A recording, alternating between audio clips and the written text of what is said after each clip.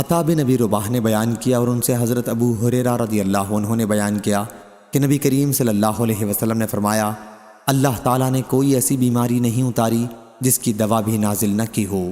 صحیح بخاری حدیث نمبر 5678۔ ربیع بنت معوذ بن عفرہ رضی اللہ عنہ نے بیان کیا، انہوں نے کہا ہم رسول اللہ صلی اللہ علیہ وسلم کے ساتھ غزوات میں شریک ہوتی تھیں اور مسلمانوں مجاہدوں کو پانی پلاتی، ان کی خدمت کرتی اور مقتولین اور مجروحین کو مدینہ منورہ لایا کرتی تھیں۔ صحیح بخاری حدیث نمبر 5679۔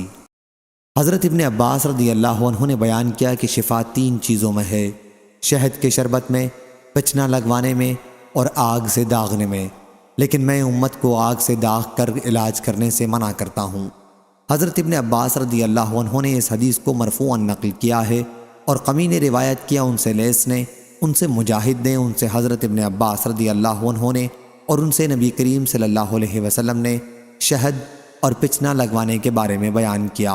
صحیح بخاری حدیث نمبر 5680۔ حضرت عبداللہ بن عباس رضی اللہ عنہ نے بیان کیا کہ نبی کریم صلی اللہ علیہ وسلم نے فرمایا، شفا 3 چیزوں میں ہے، پچنا لگوانے میں، شہد پینے میں اور آگ سے داغنے میں، مگر میں اپنی امت کو آگ سے داغنے سے منع کرتا ہوں۔ صحیح بخاری حدیث نمبر 5681۔ حضرت عائشہ رضی اللہ عنہا نے بیان کیا کہ نبی کریم صلی اللہ علیہ وسلم کو شیرینی اور شہد پسند تھا۔ صحیح بخاری حدیث نمبر 5682۔ حضرت جابر بن عبداللہ رضی اللہ عنہ نے بیان کیا کہ میں نے نبی کریم صلی اللہ علیہ وسلم سے سنا، آپ نے فرمایا، اگر تمہاری دواؤں میں کسی میں بھلائی ہے، یا یہ کہا کہ تمہاری ان دواؤں میں بھلائی ہے، تو پچنا لگوانے یا شہد پینے اور آگ سے داغنے میں ہے، اگر وہ مرض کے مطابق ہو، اور میں آگ سے داغنے کو پسند نہیں کرتا ہوں۔ صحیح بخاری حدیث نمبر 5683۔ عبدالعالی نے بیان کیا، کہا ہم سے سعید نے، ان سے قتادہ نے، ان سے ابو متوکل نے اور ان سے ابو سعید خدری رضی اللہ عنہ نے کہ ایک صاحب نبی کریم صلی اللہ علیہ وسلم کی خدمت میں حاضر ہوئے اور عرض کیا کہ میرا بھائی پیٹ کی تکلیف میں مبتلا ہے۔ حضرت صلی اللہ علیہ وسلم نے فرمایا کہ انہیں شہد پلا۔ پھر دوسری مرتبہ وہی صحابی حاضر ہوئے، آپ نے اسے اس مرتبہ بھی شہد پلانے کے لیے کہا۔ وہ پھر تیسری مرتبہ آیا اور عرض کیا کہ حکم کے مطابق میں نے عمل کیا لیکن شفا نہیں ہوئی۔ حضرت صلی اللہ علیہ وسلم نے فرمایا کہ اللہ تعالیٰ سچا ہے اور تمہارے بھائی کا پیٹ جھوٹا ہے، انہیں پھر شہد پلا۔ چنانچہ انہوں نے شہد پھر پلایا اور اسی سے وہ تندرست ہو گیا۔ صحیح بخاری حدیث نمبر 5684۔ سلام بن مسکین ابو روح بصری نے بیان کیا، کہا کہ ہم سے ثابت نے بیان کیا، ان سے حضرت انس رضی اللہ عنہ نے کہ کچھ لوگوں کو بیماری تھی، انہوں نے کہا یا رسول اللہ صلی اللہ علیہ وسلم، ہمیں قیام کی جگہ عنایت فرما دیں اور ہمارے کھانے کا انتظام کر دیں۔ پھر جب وہ لوگ تندرست ہو گئے تو انہوں نے کہا کہ مدینہ کی آب و ہوا خراب ہے۔ چنانچہ حضرت صلی اللہ علیہ وسلم نے مقام حرا میں اونٹوں کے ساتھ ان کے قیام کا انتظام کر دیا اور فرمایا کہ ان کا دودھ پیو۔ جب وہ تندرست ہو گئے تو انہوں نے آپ کے چرواہے کو قتل کر دیا اور اونٹوں کو ہانک کر لے گئے۔ حضرت صلی اللہ علیہ وسلم نے ان کے پیچھے آدمی دوڑائے اور وہ پکڑے گئے، جیسا کہ انہوں نے چرواہے کے ساتھ کیا تھا، آپ نے بھی ویسا ہی کیا، ان کے ہاتھ پاؤں کٹوا دیے اور ان کی آنکھوں میں سلائی پھروا دی۔ میں نے ان میں سے ایک شخص کو دیکھا کہ زبان سے زمین چاٹتا تھا اور اسی حالت میں وہ مر گیا۔ سلام نے بیان کیا کہ مجھے معلوم ہوا کہ حجاج نے حضرت انس رضی اللہ عنہ سے کہا، تم مجھ سے وہ سب سے سخت سزا بیان کرو جو رسول اللہ صلی اللہ علیہ وسلم نے کسی کو دی ہو۔ تو انہوں نے یہی واقعہ بیان کیا۔ جب حضرت امام حسن بصری رحمہ اللہ تک یہ بات پہنچی تو انہوں نے کہا کاش وہ یہ حدیث حجاج سے بیان نہ کرتے۔ صحیح بخاری حدیث نمبر 5685۔ حمام نے بیان کیا، ان سے قتادہ نے اور ان سے حضرت انس رضی اللہ عنہ نے کہ ارینا کے کچھ لوگوں کو مدینہ منورہ کی آب و ہوا موافق نہیں آئی تھی، تو نبی کریم صلی اللہ علیہ وسلم نے ان سے فرمایا کہ وہ آپ کے چرواہے کے یہاں چلے جائیں، یعنی اونٹوں میں، اور ان کا دودھ اور پیشاب پئیں۔ چنانچہ وہ لوگ حضرت صلی اللہ علیہ وسلم کے چرواہے کے پاس چلے گئے اور اونٹوں کا دودھ اور پیشاب پیا۔ جب وہ تندرست ہو گئے تو انہوں نے چرواہے کو قتل کر دیا اور اونٹوں کو ہانک کر لے گئے۔ آپ کو جب اس کا علم ہوا تو آپ نے انہیں تلاش کرنے کے لیے لوگوں کو بھیجا، جب انہیں لایا گیا تو وہاں حضرت صلی اللہ علیہ وسلم کے حکم سے ان کے بھی ہاتھ اور پاؤں کاٹ دیے گئے اور ان کی آنکھوں میں سلائی پھیر دی گئی، جیسا کہ انہوں نے چرواہے کے ساتھ کیا تھا۔ قتادہ نے بیان کیا کہ مجھ سے محمد بن سیرین نے بیان کیا کہ یہ حدود کے نازل ہونے سے پہلے کا واقعہ ہے۔ صحیح بخاری حدیث نمبر 5686۔ خالد بن سعد نے بیان کیا کہ ہم باہر گئے ہوئے تھے اور ہمارے ساتھ حضرت غالب بن ابجر رضی اللہ عنہ بھی تھے۔ وہ راستے میں بیمار پڑ گئے، پھر جب ہم مدینہ واپس آئے اس وقت بھی وہ بیمار ہی تھے۔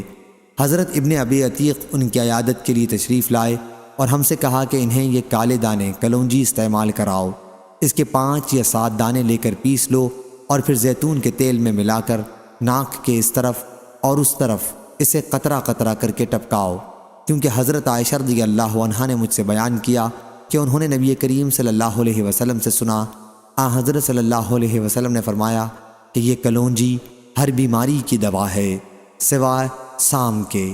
میں نے عرض کیا کہ سام کیا ہے؟ فرمایا کہ موت ہے۔ صحیح بخاری حدیث نمبر 5687۔ حضرت ابو ہریرہ رضی اللہ عنہ نے خبر دی، انہوں نے رسول اللہ صلی اللہ علیہ وسلم سے سنا، آپ نے فرمایا کہ سیاہ دانوں میں ہر بیماری سے شفا ہے سوا سام کے۔ بن شہاب نے کہا کہ سام موت ہے اور سیاہ دانہ کلونجی کو کہتے ہیں۔ صحیح بخاری حدیث نمبر 5688۔ یونس بن یزید نے خبر دی، انہیں عقیل نے، انہیں ابن شہاب نے، انہیں عروہ نے کہ حضرت عائشہ رضی اللہ عنہا بیمار کے لیے اور میت کے سوگواروں کے لیے تلبینہ، روا، دودھ اور شہد ملا کر دلیا پکانے کا حکم دیتی تھیں اور فرماتی تھیں کہ میں نے رسول اللہ صلی اللہ علیہ وسلم سے سنا، آپ نے فرمایا کہ تلبینہ مریض کے دل کو سکون پہنچاتا ہے اور غم کو دور کرتا ہے، کیونکہ اسے پینے کے بعد عموماً نیند آ جاتی ہے، یہ زود ہضم بھی ہے۔ صحیح بخاری حدیث نمبر 5689۔ علی بن مسہر نے بیان کیا، ان سے ہشام نے، ان سے ان کے والد نے اور ان سے حضرت عائشہ رضی اللہ عنہا نے کہ وہ تلبینہ پکانے کا حکم دیتی تھیں اور فرماتی تھیں کہ اگرچہ وہ مریض کو ناپسند ہوتا ہے لیکن وہ اس کو فائدہ دیتا ہے۔ صحیح بخاری حدیث نمبر 5690۔ وہیب بن خالد نے بیان کیا، ان سے عبداللہ بن طاؤس نے، ان سے ان کے والد نے اور ان سے ابن عباس رضی اللہ عنہ نے کہ نبی کریم صلی اللہ علیہ وسلم نے پچنا لگوایا اور پچنا لگانے والے کو اس کی مزدوری دی اور ناک میں دوا ڈلوائی۔ صحیح بخاری حدیث نمبر 5691۔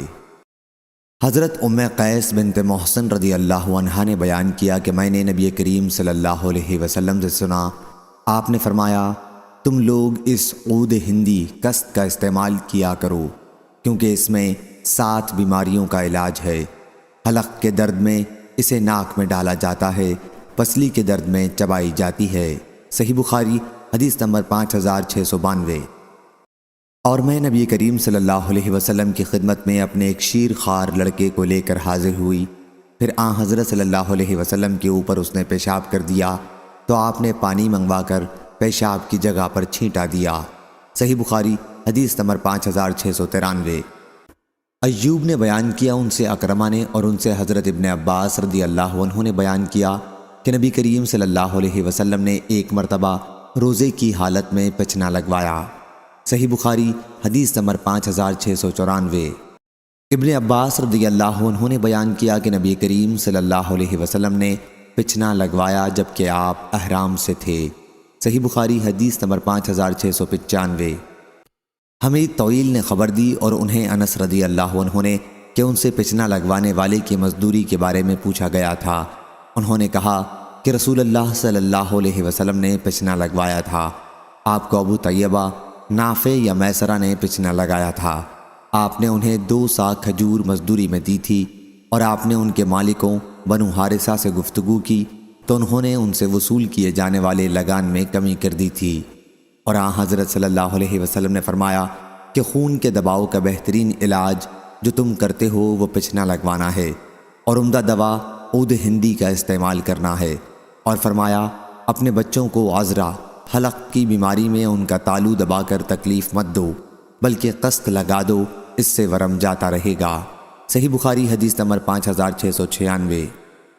عاصم بن عمر بن قتادہ نے بیان کیا کہ حضرت جابر بن عبداللہ رضی اللہ عنہ مقنع بن سنان تابعی کی عیادت کے لیے تشریف لائے پھر ان سے کہا کہ جب تک تم پچھنا نہ لگوا لوگے میں یہاں سے نہیں جاؤں گا۔ میں نے رسول اللہ صلی اللہ علیہ وسلم سے سنا ہے کہ حضرت صلی اللہ علیہ وسلم نے فرمایا کہ اس میں شفا ہے۔ صحیح بخاری حدیث نمبر 5697۔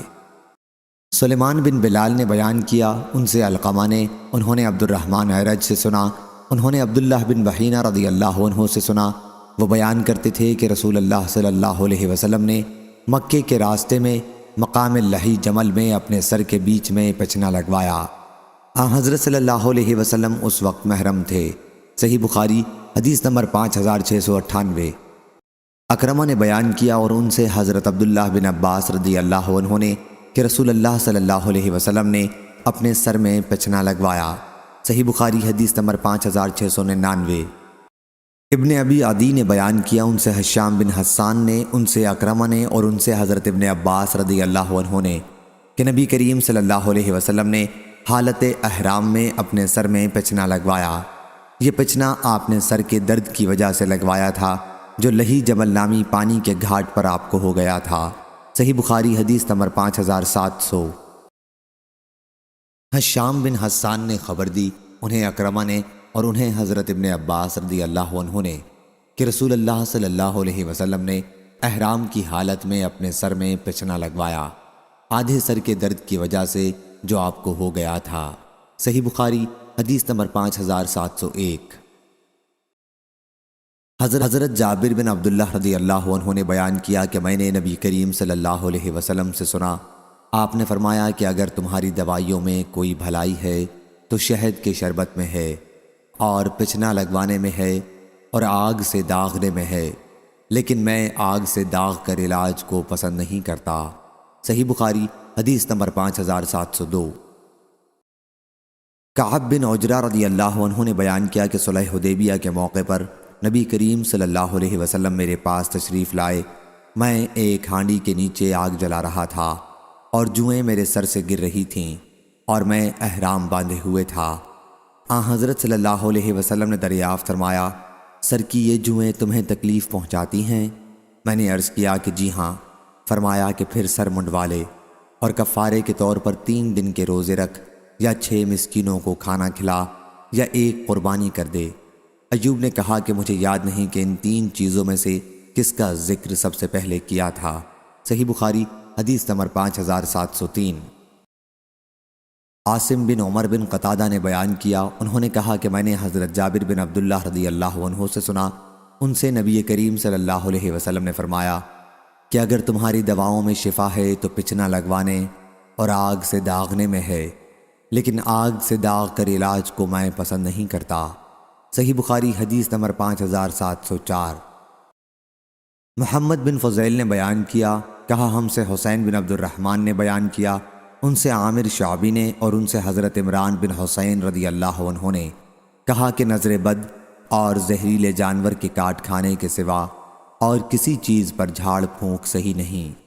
حسین نے بیان کیا کہ پھر میں نے اس کا ذکر سعید بن جبیر سے کیا تو انہوں نے بیان کیا کہ ہم سے حضرت ابن عباس رضی اللہ عنہ نے بیان کیا کہ رسول اللہ صلی اللہ علیہ وسلم نے فرمایا، میرے سامنے تمام امتیں پیش کی گئیں، ایک ایک 2 نبی اور ان کے ساتھ ان کے ماننے والے گزرتے رہے، اور بعض نبی ایسے بھی تھے کہ ان کے ساتھ کوئی نہیں تھا۔ آخر میرے سامنے ایک بڑی بھاری جماعت آئی، میں نے پوچھا یہ کون ہیں؟ کیا یہ میری امت کے لوگ ہیں؟ کہا گیا کہ یہ حضرت موسیٰ علیہ السلام اور ان کی قوم ہے۔ پھر کہا گیا کہ کناروں کی طرف دیکھو، میں نے دیکھا کہ ایک بہت ہی عظیم جماعت ہے جو کناروں پر چھائی ہوئی ہے۔ پھر مجھ سے کہا گیا کہ ادھر دیکھو آسمان کے مختلف کناروں میں نے دیکھا کہ جماعت ہے جو تمام افق پر چھائی ہوئی ہے۔ کہا گیا کہ یہ آپ کی امت ہے اور اس میں سے 70,000 حساب کے بغیر جنت میں داخل کر دیے جائیں گے۔ اس کے بعد آپ اپنے حجرے میں تشریف لے گئے اور کچھ تفصیل نہیں فرمائی۔ لوگ ان جنتیوں کے بارے میں بحث کرنے لگے اور کہنے لگے کہ ہم ہی اللہ پر ایمان لائے ہیں اور اس کے رسول کی اتباع کی ہے، اس لیے ہم ہی صحابہ رضی اللہ عنہم وہ لوگ ہیں یا ہماری وہ اولاد ہیں جو اسلام میں پیدا ہوئے، کیونکہ ہم جاہلیت میں پیدا ہوئے تھے۔ یہ باتیں جب حضور اکرم صلی اللہ علیہ وسلم کو معلوم ہوئیں تو آپ باہر تشریف لائے اور فرمایا یہ وہ لوگ ہوں گے جو جھاڑ پھونک نہیں کراتے، فال نہیں دیکھتے اور داغ کر علاج نہیں کرتے، بلکہ اپنے رب پر بھروسہ کرتے ہیں۔ اس پر عکاشہ بن محسن رضی اللہ عنہ نے عرض کیا، یا رسول اللہ صلی اللہ علیہ وسلم، کیا میں بھی ان میں سے ہوں؟ حضرت صلی اللہ علیہ وسلم نے فرمایا کہ ہاں۔ اس کے بعد دوسرے صحابی کھڑے ہوئے اور عرض کیا، یا رسول اللہ صلی اللہ علیہ وسلم، میں بھی ان میں سے ہوں؟ حضرت صلی اللہ علیہ وسلم نے فرمایا کہ عکاشہ تم سے بازی لے گئے۔ صحیح بخاری حدیث نمبر 5705۔ حمید بن نافع نے بیان کیا، ان سے حضرت زینب رضی اللہ عنہا نے اور ان سے حضرت ام سلمہ رضی اللہ عنہا نے کہ ایک عورت کے شوہر کا انتقال ہو گیا۔ زمانہ عدت میں اس عورت کی آنکھ دکھنے لگی تو لوگوں نے اس کا ذکر نبی کریم صلی اللہ علیہ وسلم سے کیا۔ ان لوگوں نے حضرت صلی اللہ علیہ وسلم کے سامنے سرمے کا ذکر کیا اور یہ کہ اگر سرما آنکھ میں نہ لگایا تو ان کی آنکھ کے متعلق خطرہ ہے۔ حضرت صلی اللہ علیہ وسلم نے فرمایا کہ زمانہ جاہلیت میں عدت گزارنے والی تم عورتوں کو اپنے گھر میں سب سے بدتر کپڑے میں پڑا رہنا پڑتا تھا، یا آپ نے یہ فرمایا کہ اپنے کپڑوں میں گھر کے سب سے بدتر حصے میں پڑا رہنا پڑتا تھا۔ پھر جب کوئی کتا گزرتا تو اس پر وہ مینگنی پھینک کر مارتی، تب عدت سے باہر ہوتی۔ پس 4 مہینے 10 دن تک سرما نہ لگاؤ۔ صحیح بخاری حدیث نمبر 5706۔ سعید بن مینا نے بیان کیا، کہا کہ میں نے حضرت ابو ہریرہ رضی اللہ عنہ سے سنا، انہوں نے بیان کیا کہ رسول اللہ صلی اللہ علیہ وسلم نے فرمایا، چھوت لگنا، بدشگونی لینا، الو کا منحوس ہونا اور صفر کا منحوس ہونا، یہ سب لغو خیالات ہیں، البتہ جزامی شخص سے ایسا بھاگتا رہے جیسا کہ شیر سے بھاگتا ہے۔ صحیح بخاری حدیث نمبر 5707۔ حضرت سعید بن زید رضی اللہ عنہ نے بیان کیا کہ میں نے نبی کریم صلی اللہ علیہ وسلم سے سنا، حضرت صلی اللہ علیہ وسلم نے فرمایا کہ کھمبی من میں سے ہے اور اس کا پانی آنکھ کے لیے شفا ہے۔ اسی سند سے شعبہ نے بیان کیا کہ مجھے حکم بن عطیبہ نے خبر دی، انہیں حسن بن عبداللہ عرنی نے، انہیں عمرو بن حریث نے اور انہیں سعید بن زید رضی اللہ عنہ نے، اور انہیں نبی کریم صلی اللہ علیہ وسلم نے یہی حدیث بیان کی۔ شعبہ نے کہا کہ جب حکم نے بھی مجھ سے یہ حدیث بیان کر دی تو پھر عبد الملک بن عمیر کی روایت پر مجھ کو اعتماد ہو گیا، کیونکہ عبد الملک کا حافظہ آخر میں بگڑ گیا تھا۔ شعبہ کو صرف اس کی روایت پر بھروسہ نہ رہا۔ صحیح بخاری حدیث نمبر 5708۔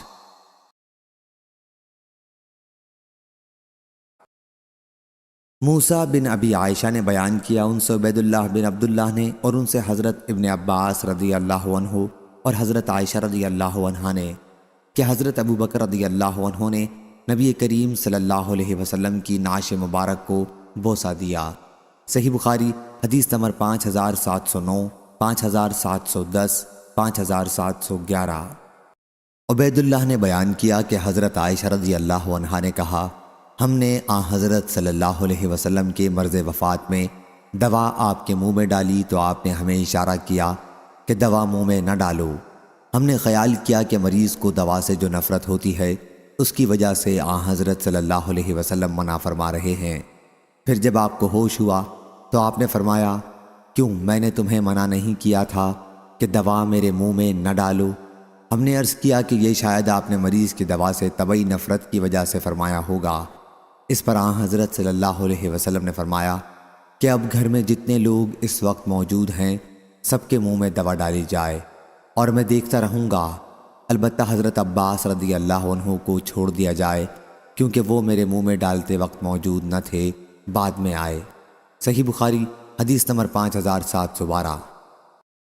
علی بن عبداللہ مدینی نے بیان کیا، کہا ہم سے سفیان بن عیینہ نے، ان سے زہری نے، کہا مجھ کو عبید اللہ بن عبداللہ بن عتبہ نے خبر دی اور انہیں ام قیس رضی اللہ عنہا نے کہ میں اپنے ایک لڑکے کو لے کر رسول اللہ صلی اللہ علیہ وسلم کی خدمت میں حاضر ہوئی۔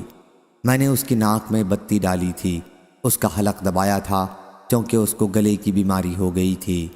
آپ نے فرمایا، تم اپنے بچوں کو انگلی سے حلق دبا کر کیوں تکلیف دیتی ہو؟ یہ عود ہندی لو، اس میں 7 بیماریوں کی شفا ہے، ان میں ایک ذات الجنب پسلی کا ورم بھی ہے۔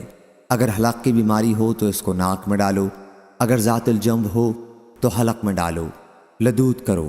سفیان کہتے ہیں کہ میں نے زہری سے سنا، حضرت صلی اللہ علیہ وسلم نے 2 بیماریوں کو تو بیان کیا، باقی 5 بیماریوں کو بیان نہیں فرمایا۔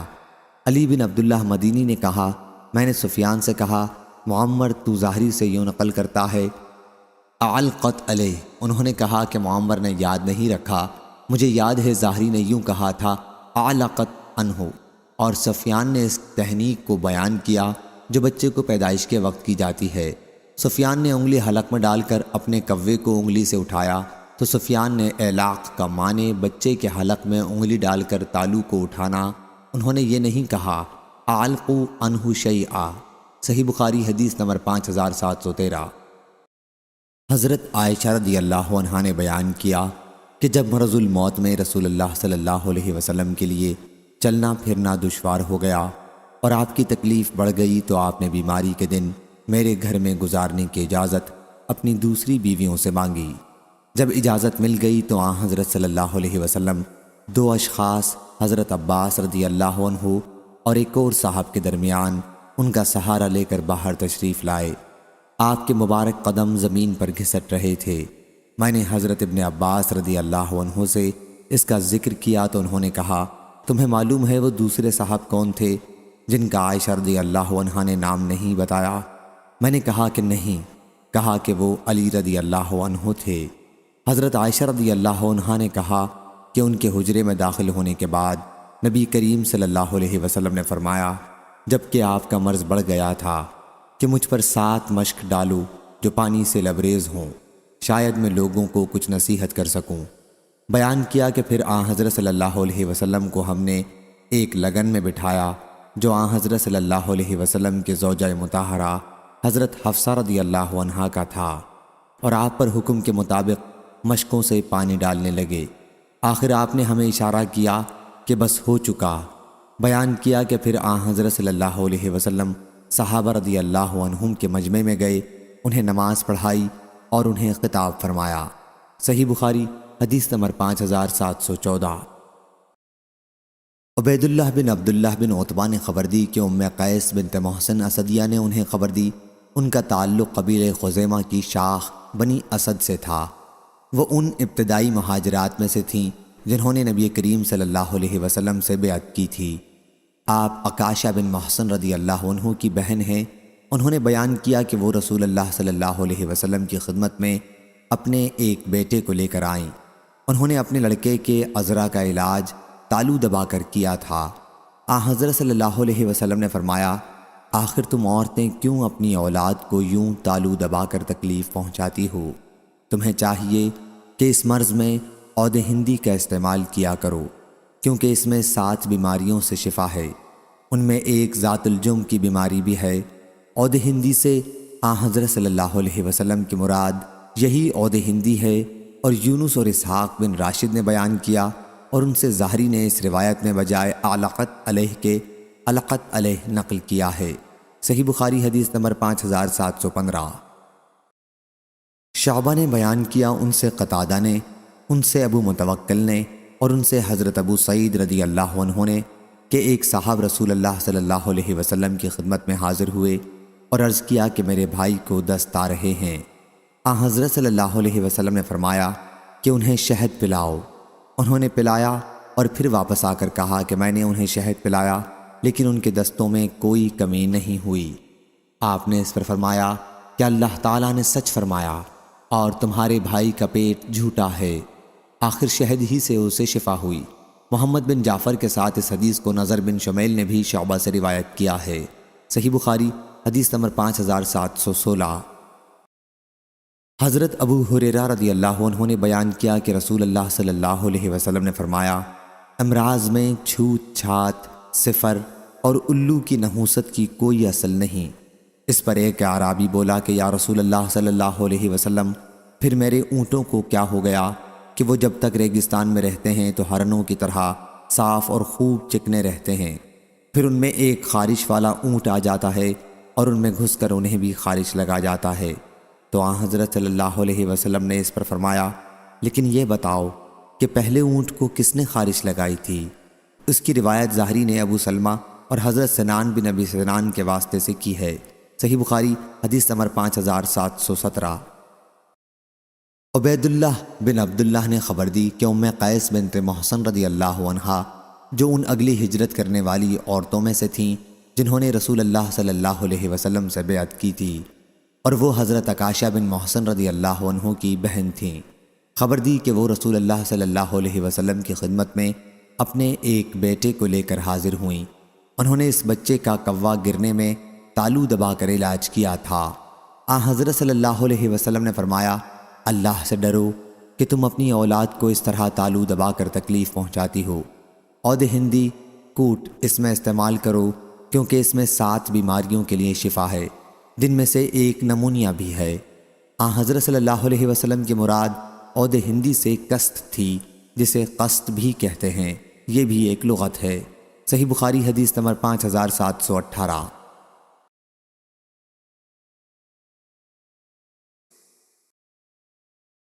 حماد نے بیان کیا کہ ایوب سختیانی کے سامنے ابو قلابہ کی لکھی ہوئی احادیث پڑھی گئیں۔ ان میں وہ احادیث بھی تھیں جنہیں ایوب نے ابو قلابہ سے بیان کیا تھا، اور وہ بھی تھیں جو ان کے سامنے پڑھ کر سنائی گئی تھیں۔